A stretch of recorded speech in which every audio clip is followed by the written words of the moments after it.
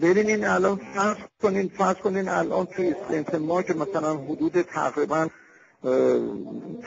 یه چیزی حدود 100 تا اتاق سازی بوده که پروانه داشتن، یعنی مجوز ساخت داشتن، حالا چه از وزارت صنایع چه از اصطلاح اتحادیه که مشغول به این کار بودن. تقریبا میتونم بگم 90%شون تعطیل شدن و اون حالا 10% هم دارن یه کارهای جزئی تعمیراتی خیلی سطح پایین انجام میدن که اصلا در سطح کاریشون نیسته.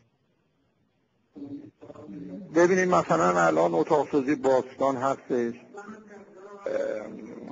یعقوبی هستش، نوید هستش، یه وزارتخونه این مثلا مثل صنایع با این همه امکانات، با این همه پرسنل، با این همه به اصطلاح تجهیزات، نمیدونم خدمات الکترونیک چی یه آمار از من نمیخواد و اگرم آماری بخواد خیلی سرسری و خیلی به قول معروف چی میگن خیلی ساده این آمار میخواد، در صورت که در گذشته اینطوری نبوده. ما اگه مثلا در ماه اگه مثلا 20 ماشین تولید میکردیم، خودرو تولید میکردیم، خب این 20 رو گزارش میدادیم گفتیم خب الان یه نفر نیست میگه آقا شما اصلا چرا گزارش رد نمی‌کنید؟ دلیل گزارش رد نکردنتون چیه؟